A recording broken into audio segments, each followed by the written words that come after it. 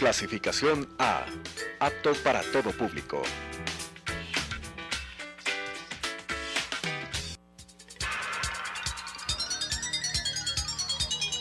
Las opiniones vertidas en este espacio por la producción y dirección del programa son de exclusiva responsabilidad de sus autores y de quienes intervienen en ellos.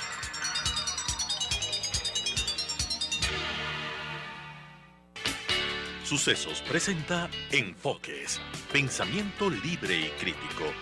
Día a día buscaremos diferentes visiones para la comprensión de la realidad del tercer milenio. Enfoques, un espacio que une noticia, análisis y opinión. Bienvenidos.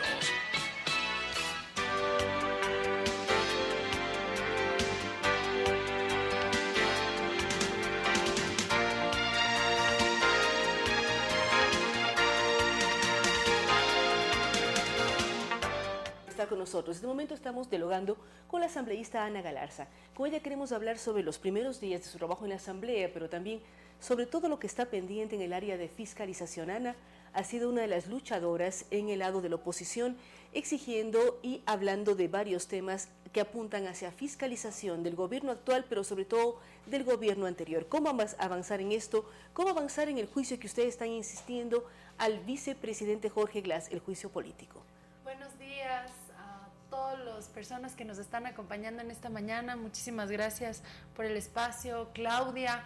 Realmente el trabajo que hemos realizado en estos 100 primeros días dentro de la Asamblea Nacional ha sido un trabajo arduo, un trabajo titánico donde más o menos podemos ver una lucha de David contra Goliat. Es la fiscalización contra todo el aparataje correísta, contra una justicia secuestrada, y lo digo claramente, es una justicia secuestrada, porque ya incluso se han filtrado mails donde se demuestra que Rafael Correa dirigía, sí, como usted lo está escuchando, dirigía las sentencias que hacían los magistrados de las Cortes de Justicia. Vemos que ha existido una clara intervención de parte del exmandatario para beneficio propio, para beneficio político de su movimiento, utilizando la justicia como una herramienta, y por lo tanto nosotros estaremos apoyando un juicio político interpelado por nuestro compañero asambleísta Esteban Bernal y nuestro compañero asambleísta Raúl Tello, porque evidentemente no se ha cumplido con el artículo 255 de la Ley Orgánica de la Función de la Legislatura, de la función judicial, donde se establece justamente el tráfico de influencias como algo sumamente grave. Es decir, el tráfico de influencias está penado por la ley, no se diga a esos altos niveles, donde un presidente de una función se involucra con la otra función, que en este caso es la judicial. Ustedes van a apoyar el juicio a Gustavo Yalc. ¿Qué ocurre con el juicio pendiente a Jorge Glass? Porque son dos personalidades de la política ecuatoriana, el uno en la función ejecutiva y el otro en la función judicial. En el tema de Jorge Glass es un tema bastante complejo, porque tenemos una mayoría dentro del Pleno de la Asamblea Nacional que no fiscaliza a su gobierno. Lo único que hace es defender una década que ha dejado mucho que desear para el país. Piensan que la fiscalización es un show. Show eran las sabatinas, donde un expresidente cantaba abrazado a Ricardo Patiño y también salía con tico tico. Eso es show. Show no es fiscalizar. Fiscalizar es sacar del gobierno a personas que se roban los recursos públicos. Imagínense, estamos en el Pleno de la Asamblea Nacional y el bloque de Alianza País se para a gritar barras a favor de Jorge Glass. Eso no es fiscalización, no tiene sentido por ninguna parte. No existe independencia de funciones, no existe una independencia en el Ejecutivo, no existe una independencia en lo legislativo, no existe una independencia en lo judicial. Y lo más preocupante es que no solo que no existe independencia, sino que se maneja control remoto desde Bélgica, porque no me van a decir que desde ya no tiene Bélgica cuotas. se está influyendo en las decisiones que toma la Asamblea o los asambleístas de Alianza País? Por supuesto, porque Lenín Moreno le retira todas las funciones al vicepresidente Jorge Glass, porque 8 de cada 10 ecuatorianos piensan no solo que Glass es sospechoso de casos de corrupción, piensan que Glass es culpable. Entonces, el presidente Lenín Moreno no puede tener a alguien al lado de que, por supuesto, la gente no confíe en él. pero por otra parte en la Asamblea Nacional han visto cómo lo defienden de una manera férrea en vez de fiscalizarlo. Viajé a Perú a traer los documentos de Odebrecht que estaban en el Congreso de Perú. Yo no estoy en la Comisión de Fiscalización, sin embargo, como asambleísta puedo fiscalizar. Sí, pero todos los asambleístas tienen que legislar y fiscalizar al margen de la comisión en la que estén. Por supuesto, eso es algo que yo he hecho. Eso es algo que he hecho. Ahora yo pregunto, ¿se han ido siquiera a la esquina de su casa estos señores de la Comisión de Fiscalización a traer algún documento? No, no lo han hecho. Por ejemplo, ¿en qué sentido se han pronunciado sobre el tema del prefecto de Manabí, Mariano Zambrano? Por supuesto, de Alianza País. Sería raro un caso de corrupción donde no esté Alianza País. Nada, y se supone que tienen que fiscalizar, es una comisión especializada para ese tema. Les apuesto que ellos mismos salen a defenderle. Pero ¿qué papeles trajo usted desde Perú para el caso Odebrecht, que la ciudadanía también quiere conocer cómo ha trabajado usted en estos 100 días, en donde ha sido amenazada con juicios, ha sido llamada a declarar, porque usted involucró a uno de sus compañeros asambleístas de Alianza País en un contrato también poco claro? ¿Qué trajo de Perú? Mire, en Perú yo tuve acceso a documentos que en ese momento todavía estaban clasificados, pero yo pude escuchar delaciones. Esas delaciones que ya salieron después, se filtraron, y que pudimos ver al tío del vicepresidente pidiendo dinero para la campaña de un tal Vidrio. Claro que Glass, la traducción es Vidrio, ¿no? ¿Quién será? O a un tal alias JG, serán los germanos Gisaías para los señores de Alianza País. Para la ciudadanía es claro quién es la persona que recibía dinero de parte de esta empresa corrupta y, como ellos dicen, corruptor. Pero además puede escuchar delaciones donde supuestamente Rafael Correa tenía conocimiento de ese $1.000.000 que habría recibido Alexei Mosquera. Y ahí todo encaja. Todo encaja. ¿Por qué?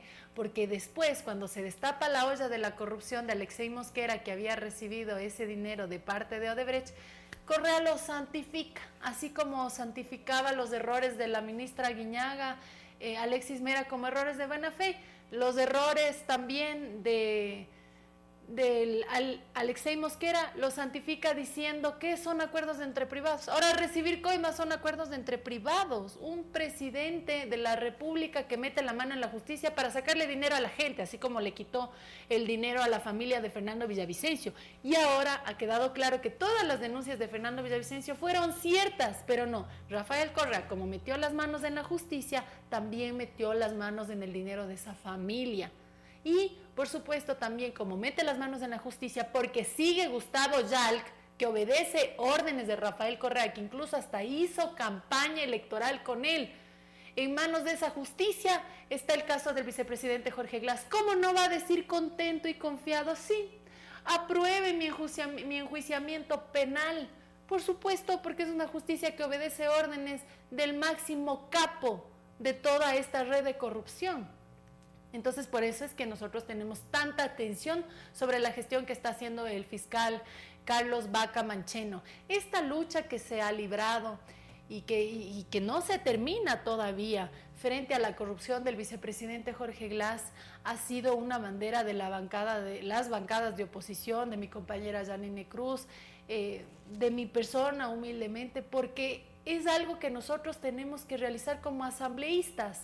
Y obviamente eso le molesta a la gente corrupta y, por supuesto, cuando nos estamos acercando es cuando empiezan los ataques, y eso nos indica que estamos por camino correcto. Es decir, mientras más ataques tienen, ustedes están seguras de que están en camino correcto y acercándose a los temas más importantes. Ahora, Ana, si uno analiza sus 100 días en la Asamblea, los primeros 100 días de asambleísta, ¿cómo los evalúa? ¿Cómo ha sido su trabajo? Hemos visto en el tema fiscalización que pasan en los otros temas de legislación, y cómo es ser parte de la Asamblea Nacional desde la oposición. Desde los temas de legislación hay temas muy puntuales que yo le había ofrecido al pueblo, que me dio su favor y que tenía que llegar y cumplirlo, porque en la Asamblea Nacional tiene que ser diciendo y haciendo. La demagogia tiene que quedar muy de lado, porque en este país necesitamos acciones concretas.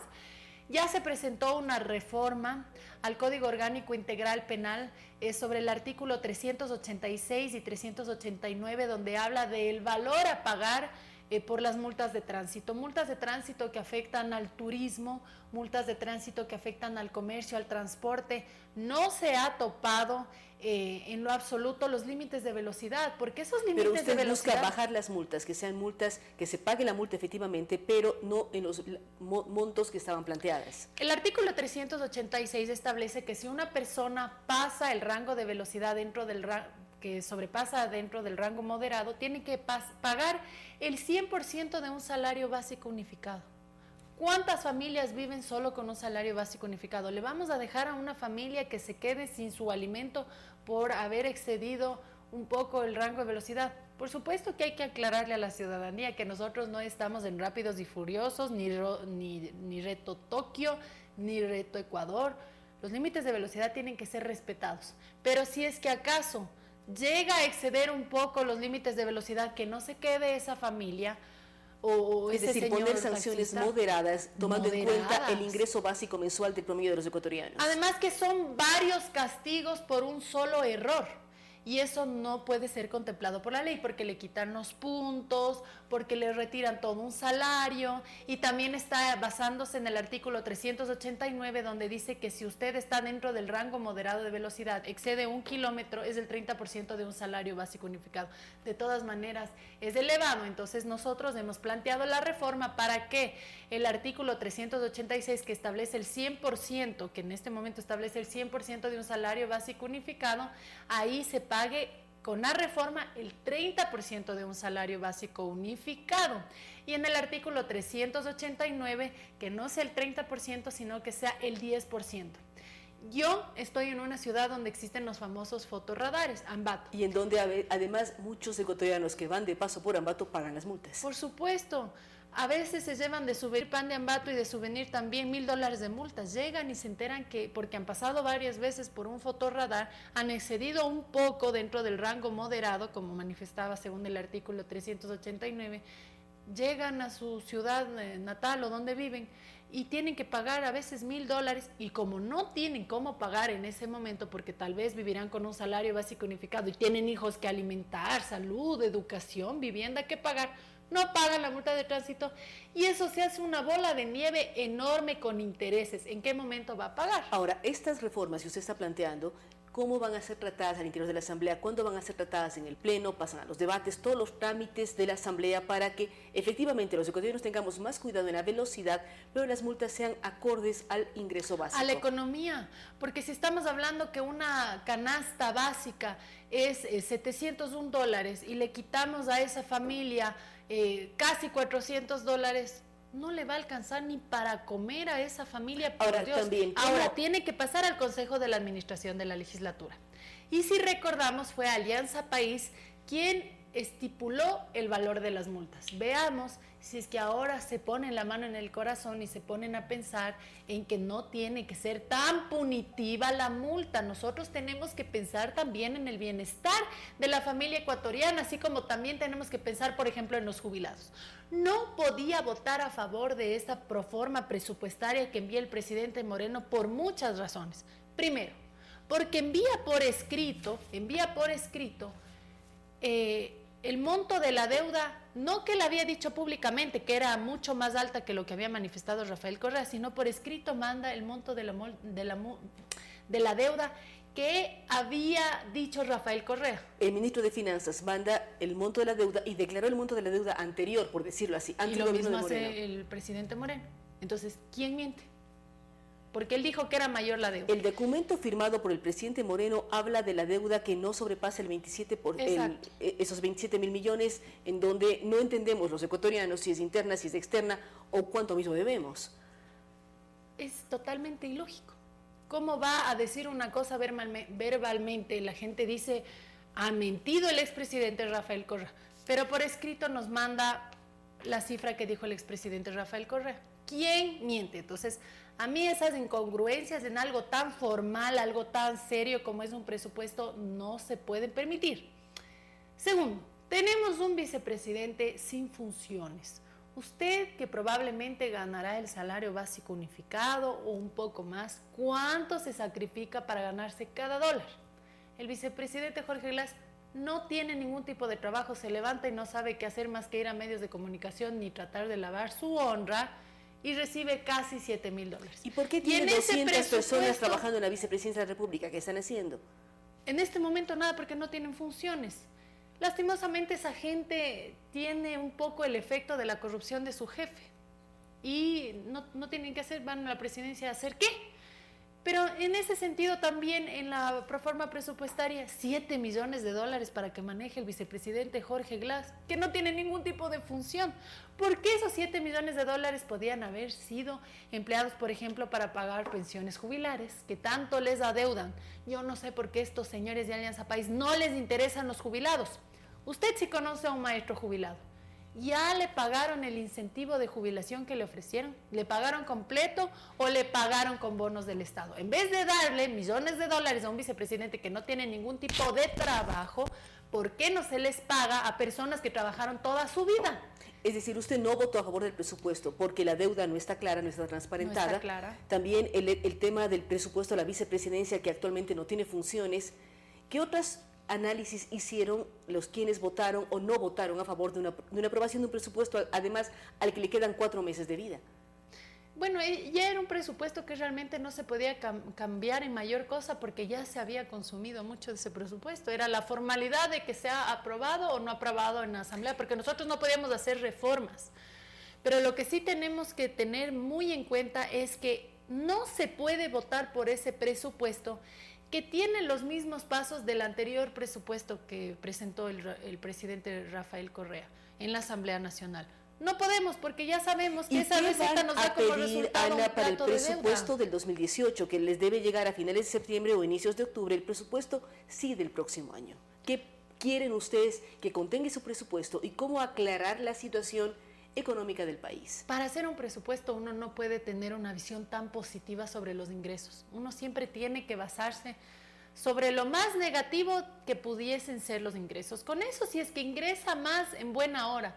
Pero si no llega a tener tantos ingresos por petróleo o por tributación, no se endeuda pues como se ha endeudado el país. $60,000 millones, dijo el presidente Lenín Moreno. Ahora ya no sé a quién creerle. En todo caso, tiene que existir mesura, y con eso no estamos hablando de recortarles dinero a los jubilados, no estamos hablando de recortarle dinero a salud, a educación, pero $7 millones para un vicepresidente que no tiene ningún tipo de funciones. Empecemos por ahí, ¿sí? Empecemos por ahí. Qué bueno que ya vaya a vender el avión presidencial, los bienes de inmobiliario y muchas otras cosas, pero eso no mejora siquiera el 1% de la deuda que tenemos. No está planteado cómo se va a pagar la deuda que tenemos como país en ese presupuesto. No sabemos como legisladores o como ciudadanos cómo va a pagar el país la deuda que nos heredó el expresidente Rafael Correa. Entonces, si nos van a presentar un presupuesto, también que esté la fórmula en cómo dar soluciones a la problemática que nos dejó este pasado gobierno de Alianza País. Bueno, este sigue siendo aparentemente gobierno de Alianza País, Tongo, lo que quiera llamarse. Y nosotros estamos atentos, todavía le quedan, como usted dijo, Claudia, 4 meses de vida, y veremos si es que ya se empiezan a marcar diferencias. Hay algo que sí me gusta mucho del presidente Lenín Moreno y que pienso que todo ciudadano decente le apoya. Consulta popular, pues. ¿Usted está de acuerdo con la consulta popular? ¿Qué planteamientos se deben hacer al pueblo a través de la consulta popular para que se logre destrabar algunos temas, como el propio tema de la justicia o las autoridades de control o también la famosa reelección indefinida? ¿Cuáles son los planteamientos que usted pondría en una consulta que además no rompan la Constitución y no caigamos en lo que varios están diciendo? Si hacemos una consulta que va en contra de la Constitución, repetimos la historia de los últimos años. Por supuesto. Tiene que ser una consulta con preguntas constitucionales, no como la última consulta que se llevó a cabo en las pasadas elecciones. No era constitucional. Yo no puedo votar a favor de algo inconstitucional, pero tampoco puedo votar en contra de un pronunciamiento popular. Tuve que abstenerme, pero para eso tienen que hacerse bien las preguntas de una consulta popular. Hay que preguntarle a la ciudadanía, ¿quiere o no reelección indefinida? Usted que me está mirando, ¿quiere que el vicepresidente Jorge Glass sea su vicepresidente durante 20 años? Entonces responda, ¿quiere que se mantengan esas personas hasta el día de su muerte? Como pasó con el presidente de Venezuela, Hugo Chávez. Hasta el día de su muerte fue presidente. O lo que pasa con la familia Castro en Cuba. Es una dinastía donde todo queda entre familia y como hay reelección indefinida y se presenta un solo candidato, entonces se reeligen indefinidamente. No, se necesita alternancia en el poder. A los políticos hay que cambiarlos como a los pañales y por los mismos motivos. Además, hay que también remover a los vocales de ese Consejo de Participación Ciudadana y Control Social. ¿Qué inoperancia de estos señores? Y ustedes plantean remover los vocales, pero ¿cómo nombramos a los nuevos? Porque lo que busca y lo que el espíritu constitucional fue generar un consejo en donde los diferentes sectores ciudadanos tengan representación clara, que no sea parcializada, objetiva y logren nombrar autoridades de control claras también y que necesite el país que hagan investigación, llámese procurador, llámese fiscal, llámese cualquier autoridad que nombre Consejo de Participación Ciudadana. ¿Cómo proceder o qué recomendaciones harían ustedes para nombrar a esos nuevos vocales? Es tan interesante porque es el círculo de la corrupción, es el círculo de la corrupción de Alianza País. CNE nombra Consejo de Participación Ciudadana y Control Social. Todos los vocales, absolutamente todos, y que venga aquí alguien a pedir réplica y que me niegue en la cara o a la ciudadanía. Todos son de Alianza País. Si no son miembros de alguna directiva de alguna provincia de Alianza País, son hasta esposos de asambleístas de Alianza País. Absolutamente todos. Como el presidente Correa decía que el ex contralor Polín es un contralor de lujo, claro que era un contralor de lujo porque no aplicaba glosas y así ellos podían coimar, ellos lo seguían renovando, le ponían 100% sobre 100 de calificación. Y sí se presentaron impugnaciones. Y ellos, en vez de investigar esa impugnación, ¿qué hicieron? La desestimaron, la archivaron. Ellos tienen que colocar a personas como contralor, como fiscal, mediante que son un elementos concurso. claves. Ahora, Ana, para terminar, ¿cómo lograr llegar a esta consulta y cómo lograr motivar al señor presidente de la República, que la semana pasada ya abrió la puerta para la consulta? ¿Cómo lograr que todos los sectores apoyen la consulta y efectivamente vayamos a las urnas con la seguridad y la tranquilidad como ecuatorianos de que las cosas sí van a cambiar? Porque hemos ido muchas veces y no hemos sacado mucho. Por supuesto. Tiene que cambiar la realidad, tiene que pronunciarse el pueblo. Yo considero que ningún sector con sus 5 sentidos funcionando correctamente, con su ética, con su moral, se podría interponer ante el pronunciamiento de un pueblo ante preguntas totalmente constitucionales, porque eso también hay que aclarar. Si una consulta popular usted le pregunta algo al pueblo, algo inconstitucional, no tiene sentido, no se gana nada. Y por eso es importante que todos los sectores apoyemos las buenas decisiones que vengan de parte del Ejecutivo. No debe existir sectarismo. Mire, yo no apoyé a Lenín Moreno en la campaña, eso es de conocimiento público, pero ¿cómo no le voy a apoyar en decisiones que van a cambiar una estructura del Estado que se ha visto no solo basada en corrupción? Porque la corrupción ha existido, vean, en todos los gobiernos. Yo no me acuerdo un gobierno donde no haya existido corrupción. Pero ahora no solo que hay corrupción, hay impunidad. Y eso es lo que nosotros tenemos que desarmar. La impunidad instaurada por el correísmo. Sí, hay que descorreizar al país. Es urgente hacerlo. Pero la forma de hacerlo es dejar de hablar de él. Así es que vamos a ver cómo enfrentamos los retos. Queremos agradecer muchísimo a Ana Galarza. Recordamos que ella es asambleísta de la provincia de Tungurahua. Ella ha hablado sobre los primeros 100 días de la asamblea, un trabajo duro en el tema fiscalización, su viaje a Perú, el conseguir documentos, el buscar delaciones, el buscar además que personalidades como el vicepresidente Jorge Glass o el presidente del Consejo de la Judicatura, el señor Gustavo Yarc, vayan a la asamblea a rendir cuentas. Son temas importantes. Ella también habla de apoyar una consulta popular. Se le solicita al presidente Lenín Moreno que llame a ella y que las cosas puedan analizarse y garantizar que los organismos de control son organismos que no responden a ningún otro poder del Estado. Además ha hablado de por qué no aprobó el presupuesto general del Estado del año 2017, pero también sus propuestas para reformar la ley de tránsito, específicamente los montos de las multas por velocidad. Dice, en un país donde el salario básico es de 300 y pico de dólares, las multas no pueden ser del mismo monto, ya que una familia se quedaría sin comer si comete una infracción de esta naturaleza. Gracias nuevamente a Ana Galarza. Vamos a una pausa, luego de la cual estaremos dialogando con Luis Aguirre, representante de la FEUE Nacional. Con estas ideas y opiniones, regresamos con Enfoques.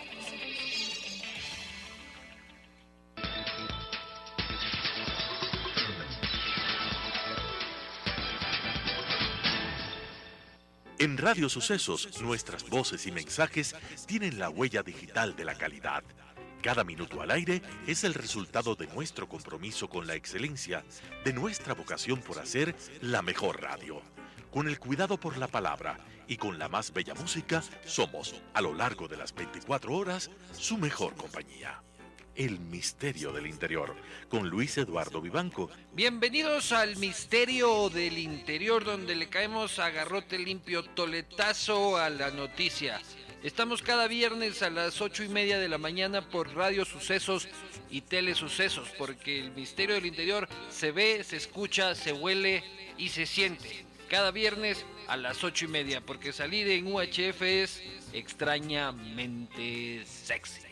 El Misterio del Interior, con Luis Eduardo Vivanco, los viernes a las 8:30.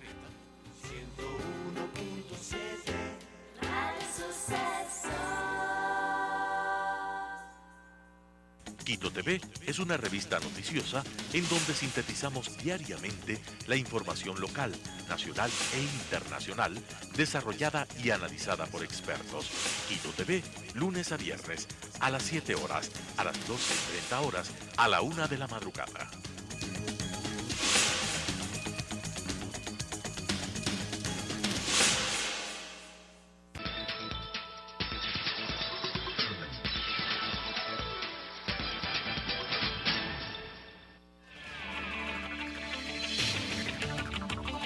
Con nuevas ideas y opiniones, estamos de vuelta con Enfoques.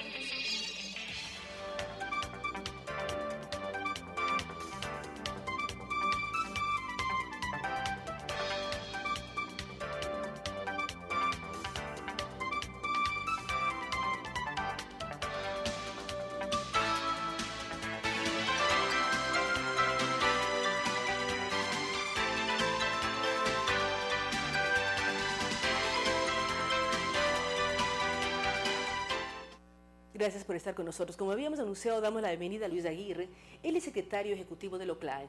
Primero, Luis, bienvenido. Quiero que nos explique qué es LOCLAE, también es parte de la FEWE, y sobre todo la preocupación que tienen las universidades cuando hay un recorte presupuestario a 25 universidades del país.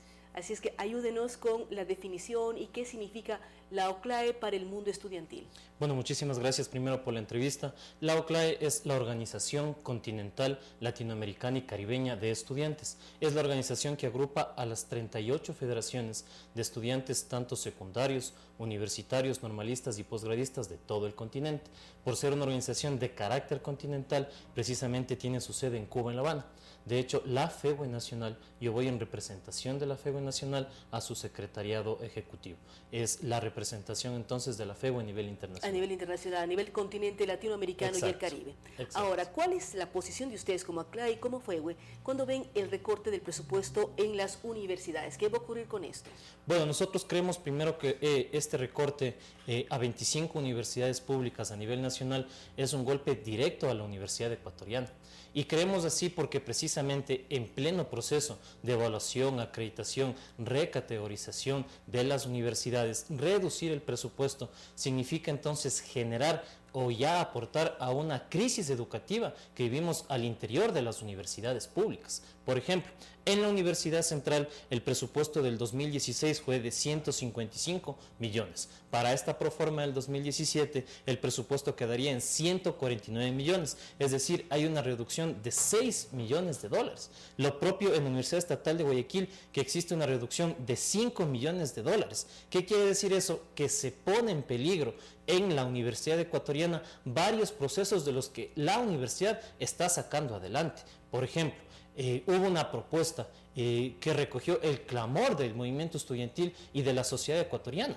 Fruto del correísmo, durante 10 años se dejó en la calle a más de 650,000 jóvenes. Nosotros, los estudiantes universitarios, la FEWE Nacional, proponíamos que se les dé la capacidad para que puedan ingresar estos estudiantes a la universidad, es decir, su derecho propio. Si se reduce el presupuesto de las universidades a estas 25 universidades, queda entonces en peligro el aumento de cupos para las universidades. Usted analiza, si se reduce el presupuesto, hay menos alternativas de mayor cantidad de cupos que den cabida a decenas de miles de estudiantes que se quedaron fuera de la universidad. Un punto. ¿Qué otro punto les preocupa? Porque también vemos que la universidad privada está hablando del tema impositivo y que ponen en riesgo que también den cabida a los estudiantes, que es el 46% de la población estudiantil que va a universidades privadas porque muchas veces no encuentra cabida en la pública.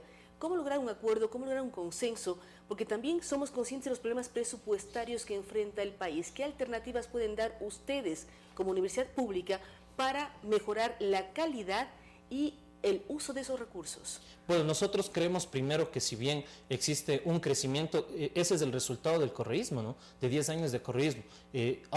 Subió la tasa de matrícula en las universidades particulares, mientras que en las universidades públicas se redujo el número de estudiantes. Y sí es una realidad que nos preocupa totalmente, porque eso es un proceso inicial de privatización. Pero de ahora, la universidad superior. pública está lista para acoger a más estudiantes? Nosotros creemos que sí, y que para eso es necesario no reducir el presupuesto, sino aumentar el presupuesto. Y le decimos por qué sí es posible aumentar el presupuesto para las universidades y mantener el mismo presupuesto para que siga funcionando la universidad, porque no se trata solamente de que se paralice el tema del aumento de cupos, también los cursos de nivelación, también el desarrollo en posgrados, también el pago de docentes. Es decir, esta reducción de presupuesto para el 2017 es muy peligrosa porque puede generar una crisis educativa al interior de la universidad, pero creemos, por ejemplo, que sí es posible obtener recursos. ¿Y cómo creemos que es necesario? Primero, es urgente descorreizar la Universidad Ecuatoriana. A ver, pero eso no significa cómo consigo recursos. ¿Cómo consigo Por ejemplo, recursos como universidad? con la reforma a la Ley Orgánica de Educación Superior. ¿Y por qué hacemos acotación a descorreizar la Universidad Ecuatoriana? Porque hay un artículo en la Ley Orgánica de Educación Superior que establece que lo que no se gasta al final del año fiscal tiene que regresar al Estado. Nosotros proponemos, todo el gasto público regresa al Estado. Eso es nosotros proponemos en universidad que lo que no se gasta hasta el final del año fiscal regrese a la Universidad Ecuatoriana para ser invertido. Pero el hecho de no gastar no significa que no fueron buenos los gastos que hicieron y no fueron capaces de gastar ese presupuesto. Aquí hablamos del tema de descorreizar a la universidad. ¿Por qué? Porque también hay trabas en el portal, en la página web del Ministerio de Finanzas, que producen problemas complicados, complejos. Hay una burocracia para poder sacar presupuesto para las universidades ecuatorianas. Y hay estas limitaciones con respecto a la Ley Orgánica de Educación Superior. Pero si uno análisis de los últimos 5 años, ¿cuánto ha devuelto la universidad pública al Estado porque no se ha gastado en los últimos 5 años? En 5 años, los contadores, los economistas, los financieros de la universidad no han aprendido a manejar los sistemas para garantizar el buen uso de los recursos y el uso de los recursos para que no se devuelva al Estado en las universidades. Sí, nosotros creemos que también existe ese elemento, ¿no? Pero, por ejemplo, otro de los elementos que nos podría ayudar a obtener mayor presupuesto o ingresos para la universidad es que el Estado cumpla con lo que le está debiendo a las universidades por el concepto de devolución del IVA. Por ejemplo, a la Universidad Técnica de Cotopaxi le debe $1.200.000. A la Universidad Estatal del Carchi desde el 2012 le debe alrededor de $4 millones. Es decir, no solamente es la reducción del presupuesto universitario, sino que el propio gobierno no ha cumplido con, por ejemplo, la devolución del IVA. Y lo que sí nos parece injusto, digo, en el tema de las propuestas, cómo obtener presupuesto, es que mientras un estudiante de la central por estudiante se le asigna, por ejemplo, en presupuesto $4.000, a Yachay se le asigna por estudiante alrededor de $13.000. Es decir, ¿cuáles son un equilibrio entre las universidades públicas? ¿Cuáles son los resultados de la Universidad Central y cuáles son los resultados de Yachay? Mientras que en la Universidad Central existen alrededor de 38.000 estudiantes, Yachay para el 2016 tenía 829 estudiantes y el mayor logro en investigación era un huerto de rábanos. Es decir, nosotros sí creemos que debería haber un presupuesto distribuido adecuadamente para que se favorezca o se beneficie a las universidades que generan realmente un mayor aporte a la sociedad. Ahora, usted también habla de el plantear reformas a la Ley de Educación Superior. Uno, que el presupuesto que no se gasta en un centro de educación superior público quede en el centro de educación y no salga al Estado. ¿Qué otras propuestas incluiría esta reforma de la Ley de Educación Superior? Otro elemento que nosotros creemos que es necesario y que está plasmado dentro de la reforma de la ley es reorganizar, por ejemplo, estas instituciones de educación superior que han controlado a la universidad, llámese CES, CEACE, CENESID. ¿Y por qué planteamos ese elemento? Por la propia distribución de los recursos que se hace al interior del Consejo de Educación Superior. Si es que existe un Consejo de Educación Superior que no responde a la Universidad Ecuatoriana y que responde a los intereses de un partido político político, evidentemente se va a utilizar el presupuesto universitario para, intentar someter a algunas universidades o para intentar beneficiar por intereses partidistas, por intereses de un partido político a otras universidades. Nosotros creemos que si existe una redistribución adecuada, correcta, justa del Consejo de Educación Superior, se va a distribuir equitativamente los recursos para todas las universidades. Y estos planteamientos que ustedes están haciendo, ¿cómo hacer llegar a la Asamblea, que sería el organismo a través de la Comisión de Educación, que planteen la posibilidad de una reforma a la Ley de Educación Superior? También hay iniciativas como de la asambleísta Diana Pazley y de otros sectores que apuntan a reformar la Ley de Educación Superior. ¿Cómo unir y presentar una propuesta consensuada de todos los sectores para reformar esta ley? Bueno, primero que aquí nosotros ya como FEGUE Nacional presentamos en la cuarta ocasión el proyecto de reforma a la Ley Orgánica de Educación Superior. La FEGUE Nacional fue la primera organización a nivel nacional que, una vez impuesta la Ley Orgánica de Educación Superior vigente, presentó un proyecto de reforma a la ley. En las 3 ocasiones hemos sido vetados por el correísmo. Ahora presentamos la FEGUE Nacional en unidad con los docentes a nivel nacional, en unidad con los trabajadores y empleados a nivel nacional, un proyecto de reforma ante la Asamblea Nacional. Tuvimos también una reunión hace algún tiempo atrás, 2 o 3 meses, con el propio CENESID, que convocó al movimiento universitario, tanto de autoridades universitarias, docentes, estudiantes, y ahí planteamos, estuvo también la Comisión de Educación Permanente, ahí planteamos que era necesario que salga una propuesta de reforma a la ley que recoja las visiones, que recoja las propuestas y las iniciativas del movimiento universitario, tanto de estudiantes como docentes, trabajadores y empleados, porque creemos que sí existen injusticias. Por ejemplo, ¿Y cuándo fue entregada? ¿Cuándo se da trámite? O sea, ustedes hablan de la injusticia, hablan además de la importancia de los docentes, de los trabajadores, de todos los integrantes de la Universidad Ecuatoriana. ¿Cuándo fue entregado y cuándo esperarían ustedes una respuesta de la Asamblea?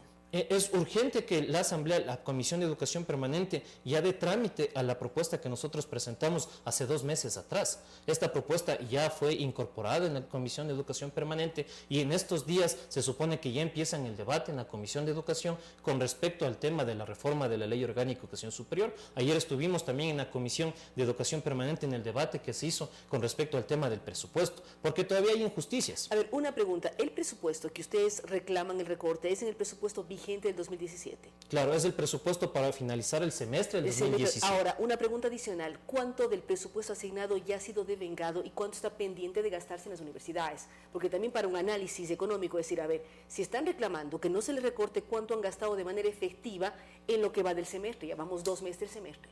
Bueno, el problema es que todavía no se ha asignado el presupuesto a varias universidades.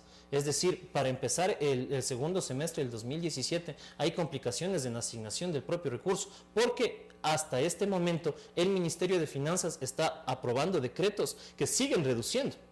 Por ejemplo, ayer el rector de la Universidad Estatal de Cuenca denunciaba que el día de ayer se aprobó un decreto en el Ministerio de Finanzas que les redujo alrededor de $6 millones. Es decir, existen complicaciones porque todavía no está definido, digamos, no está distribuido en las universidades este presupuesto real. Las clases nosotros en la universidad empezamos en el mes de octubre en su mayoría. Están en peligro los propios cursos de nivelación, por ejemplo. Es decir, ese presupuesto todavía no ha sido distribuido en todas las universidades y ya existen problemas complejos porque para iniciar el semestre la universidad debe preparar los cursos de nivelación, pagar a los docentes, ver los espacios físicos. Varias universidades han implementado en el tema de infraestructura. Están construyendo edificios y demás situaciones para dar cabida a la mayor cantidad de estudiantes que se pueda en este momento. Es decir, todo eso está en peligro. Y yo hablaba de las injusticias porque no puede ser posible que mientras que se destina alrededor de $10.000 millones para pagar la deuda, una deuda ilegítima contraída por el correísmo y una deuda histórica en estos 10 años, a la educación inicial superior se le da alrededor de $5.000 millones.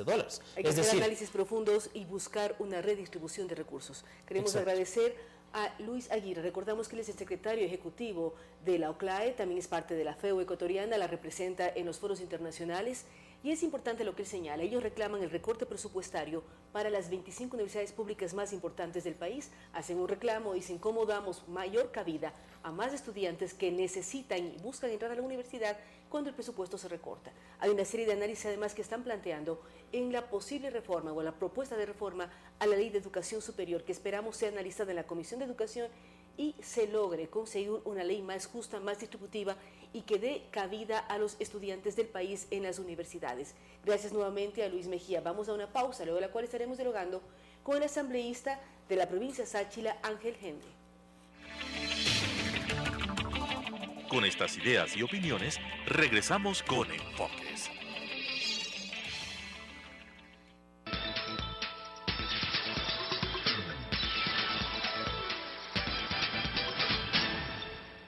En Radio Sucesos, nuestras voces y mensajes tienen la huella digital de la calidad. Cada minuto al aire es el resultado de nuestro compromiso con la excelencia, de nuestra vocación por hacer la mejor radio. Con el cuidado por la palabra y con la más bella música, somos, a lo largo de las 24 horas, su mejor compañía. Tiempo de Radio con Gaby Freire. Hola, soy Gaby Freire y quiero invitarte a que escuches todos los días Tiempo de Radio, de lunes a viernes con información sobre salud, nutrición, tecnología, gastronomía y muchísimo más. Nuestra cita de 9 a 11 de la mañana es Tiempo de Radio. Tiempo de Radio, de lunes a viernes, de 9 a 11 horas. 101.7 Radio Sucesos.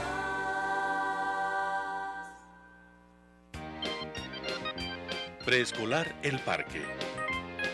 Mentes abiertas, conceptos abiertos, abiertos todo el año. Siempre encontramos soluciones a su economía. Educación inicial para niños de 1 a 5 años. Enriquecimiento extracurricular. Entorno seguro y estimulante.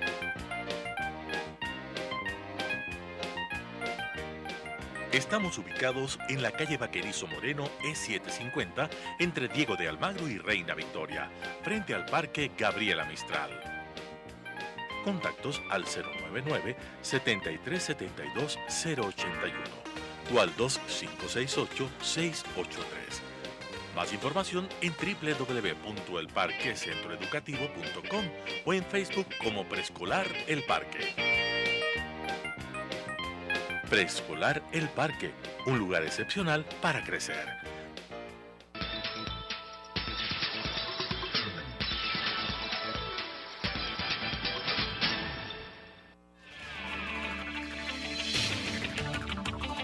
Con nuevas ideas y opiniones, estamos de vuelta con Enfoques.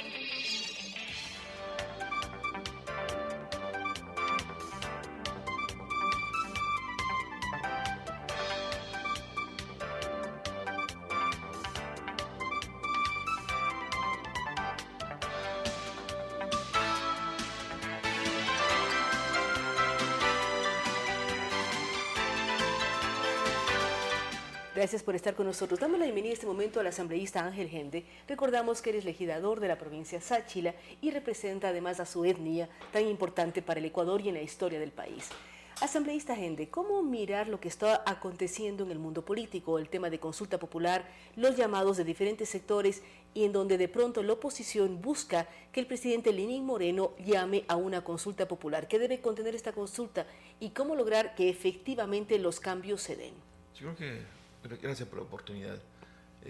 Mucho más allá de la situación que siempre nosotros desde nuestro accionar reclamábamos y dábamos una proyección enorme de los problemas que nosotros sentíamos al ver que la justicia estaba al lado de la impunidad, que se adecuaron las leyes para establecer la persecución a líderes políticos. Y entonces, desde ese punto de vista, nosotros dimos a conocer en el momento oportuno la gravedad de la situación jurídica, política y económica del país. Y entonces, en ese contexto, luego de las elecciones, tenemos ahora al presidente Lenín, quien de una u otra manera se ha sintonizado con el pueblo y específicamente sus inquietudes, sus necesidades. Existe una percepción altísima en nuestro país de que hay corrupción Entonces esa corrupción se combate. Y no solamente es percepción, además tiene nombres, tiene Así apellidos, es. el pueblo está demostrando su interés en que ciertas personas sean castigadas y devuelvan robado. Demostrando su interés, su preocupación, y está ahora más que nunca dando seguimiento. Acabo de llegar de la provincia de Santo Domingo de los Áchilas y toda la ciudadanía está atento, y justamente ese es el rol de los ciudadanos, de los políticos y especialmente de los medios de comunicación. Por eso quisieron frenar muchísimo el accionar de los medios de comunicación. Si no existieran los medios de comunicación en nuestro país, el momento político fuera otro, la trascendencia no tuviera el desenlace que estamos teniendo en este momento. Entonces, desde ese punto de vista, para nosotros, los medios de comunicación se están convirtiendo nuevamente en un factor fundamental entre la sociedad y todos los ecuatorianos a través de los medios de comunicación. En ese contexto, el movimiento indígena, en base a grandes reuniones realizadas y que justamente más allá de unos 15 días acabamos de superar un problema de división que estábamos enfrentando, porque quien dice divides y vencerás. Entonces nosotros como Confeniae superamos una situación de división, una crisis interna. Una vez superado, vamos y estamos trabajando desde el movimiento indígena para aportar. Creemos que en democracia se resuelve con más democracia, no con imposición, no con gritos, no con cárcel, sino con más democracia. ¿Y qué es para nosotros más democracia? En este caso, apoyamos la posibilidad de que se convoque una consulta popular. En esa consulta popular, entre otras cosas, creemos que las famosas enmiendas constitucionales, que en su momento algunas no fueron enmiendas, desde ese punto de vista, consideramos que devolverle el rol a la Contraloría, devolverle el rol a la Asamblea Nacional. Nosotros no creemos en ese Consejo de Participación Ciudadana. Estatizar la participación ciudadana, yo creo que fue uno de los grandes errores que debemos asumir. Pero en un momento dado, Movimiento Indígena apoya la Constitución de 2008 que generaba el Consejo de Participación Ciudadana. Obviamente. ¿Cómo lograr defender Constitución y generar cambios? Porque también no queremos caer en una consulta que rompa la Constitución y volvamos a caer en errores. De ninguna manera. Creemos que, por ejemplo, la misma composición del Consejo Nacional Electoral, absolutamente todas las autoridades que han sido nominadas por el Consejo de Participación Ciudadana, de una u otra manera estos funcionarios tienen muchísimos vínculos con el régimen. Entonces, desde ese punto de vista, esto ha permitido que se gobierne justamente tratar de tapar la corrupción. Ahorita nomás, el Consejo de Participación Ciudadana está compuesto por cónyuges de asambleístas. Entonces, ¿qué resultado vamos a esperar a ese nivel? Entonces, la consulta popular, desde nuestro punto de vista, tendría que cesar en sus funciones a todas las autoridades electas por el Consejo de Participación Ciudadana, hacer un reglamento fuerte, directo, como por ejemplo que aquellos funcionarios que vayan pertenecido al mismo régimen no podrá ocupar un cargo al nivel del Consejo de Participación Ciudadana, ni como miembro del Consejo de Participación Ciudadana, ni como candidato. ¿Qué queremos decir con esto? ¿Cuál ha sido uno de los principales problemas? Que hemos utilizado aquí funcionarios de reciclaje. Una vez están acá, otra vez están allá. Es una especie de carrusel en donde se mantienen los Así mismos. Da la vuelta y cambian de cargo. Obviamente. Ahora, asambleísta, usted también habla y alaba el papel de los medios de comunicación en el tema de investigar, analizar, difundir una serie de temas. ¿Cómo lograr también desde la Asamblea reformar la ley de comunicación, que ha sido uno de los postulados que se han manejado en la campaña, reformarla, derogarla? ¿Qué van a hacer ustedes y cuál va a ser el planteamiento de su bloque? Usted que habla ya de una unidad del movimiento indígena de Pachacuti, Confenaye, Conaye. ¿Cómo lograr apuntalar y generar nuevos espacios para que se garantice el ejercicio de la libertad de expresión? Claro, en efecto, parte de las propuestas de la consulta que justamente el día 20 vamos nosotros a presentar como una de las posibles preguntas, poner a consideración del presidente. ¿Por qué el día 20? ¿Qué va a pasar el día 20? Hay una movilización que vienen justamente los hermanos indígenas y otros sectores sociales. En primer lugar, a apoyar que se dé en nuestro país una consulta popular. Y justamente en ese día mismo presentar propuestas, algunas preguntas sobre la ley de plusvalía, sobre la derogatoria de la ley de comunicación, entre otros aspectos que de una u otra manera van a contribuir a mejorar la administración en nuestro país, toda vez que se ha metido la mano en todo, en la justicia, en lo electoral, a todo nivel se ha metido la mano. Entonces eso significa que nosotros tenemos que destrabar este sistema de impunidad y de corrupción que de una otra manera se instauró con mucha más fuerza en estos 10 años. Y es verdad que la corrupción ha existido toda la vida, pero en estos 10 años como que se hizo más grave, más notorio esta situación, en primer lugar, por la cantidad de escándalos de corrupción y en segundo lugar, por un enorme recursos económicos que manejaron a través del petróleo y otros negocios más que hicieron en nuestro país. Entonces, eso necesita de justamente el compromiso de la ciudadanía como movimiento indígena, como parte de la Asamblea Nacional.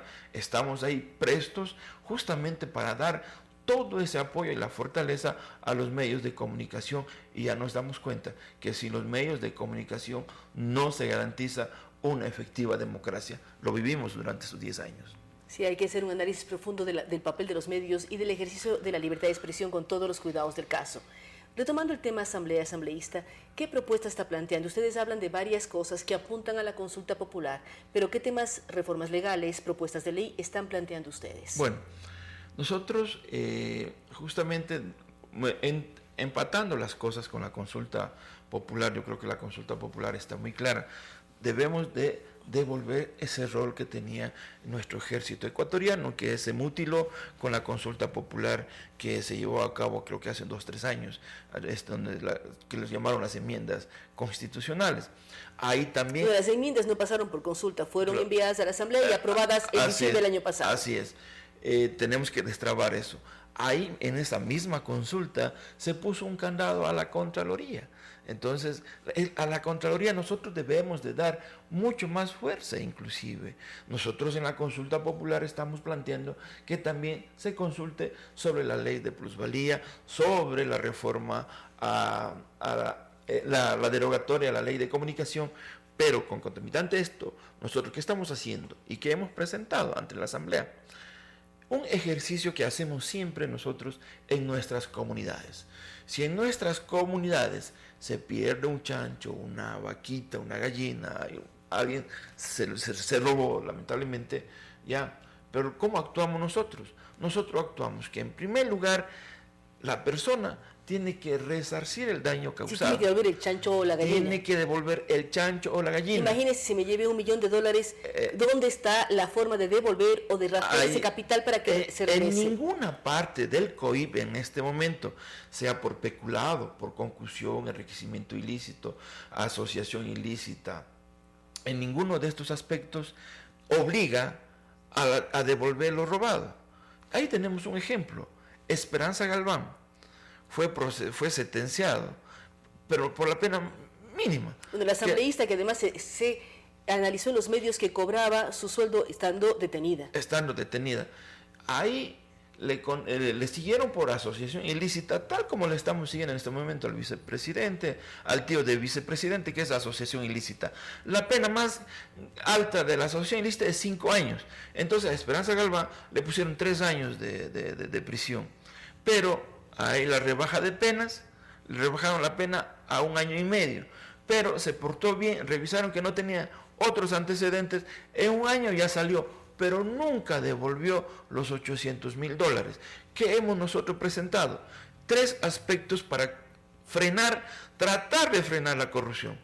Porque la corrupción no te lleva la plata con factura, pues es una investigación, y por eso mucha gente se puede jactar, yo no tengo nada que ver, investígueme, pero no hay firma, hay testaferros, hay desvío de fondo, hay depósito de dinero en otros lados. Entonces es difícil identificar eso, pero como nosotros estamos teniendo tanta experiencia, no estamos recuperando dinero. Entonces va 3 aspectos: devolver, pena y muerte civil. ¿Qué es la muerte civil? La muerte civil es que este funcionario que haya caído en corrupción no podrá ejercer otra función pública por el resto de su vida. A lo privado seguirá, pero no puede ser ni candidato ni funcionario. Ni funcionario, ni elección popular, ni por designación de a una autoridad. Entonces, ¿esto están planteando ustedes reforma dentro de la ley en la Asamblea o también va a la consulta?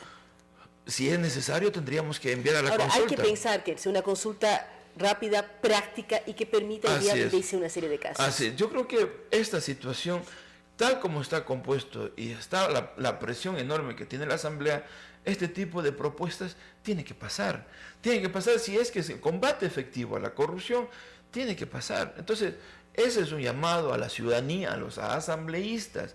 Afortunadamente ya pasó uno de los primeros escollos, que es ser aprobado por el CAL. Ya estuvo aprobado por el CAL, ahora ya estamos en proceso de socialización interna para después hacer un solo paquete de reforma. Sabemos que hay algunas propuestas de reformas, algo ahí, hacer un solo paquete e ir discutiendo en primer y segundo debate para su aprobación. Esperemos que este proceso sea rápido. Queremos agradecer al asambleísta Ángel Gende. Recordamos que él es asambleísta de la nacionalidad Cháchila. Él nos habla de varios temas. Uno, de la unificación del movimiento indígena, también del apoyo que el movimiento indígena está dando a la consulta popular. Habla de la movilización que se va a llevar a cabo hacia Quito y en Quito el 20 de septiembre para plantearle al señor presidente Lenín Moreno preguntas que deben ser incluidas en la consulta popular. Y retomando el tema de la Asamblea, ellos han planteado reformas muy claras al COIP, en donde se pongan textos muy claros. Quien roba dinero público debe devolverlo. Entonces, un artículo que diga, si la señora, señor funcionario se robó 1, 1000 o $1 millón, tiene que devolverlo. También que sea sancionado con prisión. Y por último, señalar que tenga muerte civil, que significa que nunca más podrá manejar dineros públicos, ni como funcionario, ni tampoco como autoridad electa, no podrá participar en las elecciones. Temas claros que están planteados en el seno de la Asamblea. Vamos a mirar cómo decurren los días y cómo se van consiguiendo voluntades que apoyen esta propuesta planteada por Ángel Gende. Gracias por habernos acompañado el día de hoy. Recordamos que este programa ya con el apoyo de Movistar y también de Agua de Quito y Quito Alcaldía. Nos vemos el día de mañana. Las opiniones vertidas en este espacio por la producción y dirección del programa son de exclusiva responsabilidad de sus autores y de quienes intervienen en ellos.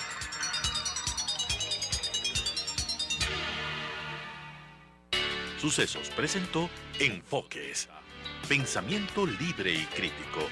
Día a día buscaremos diferentes visiones para la comprensión de la realidad del tercer milenio. Enfoques, un espacio que une noticia, análisis y opinión. Hasta la próxima.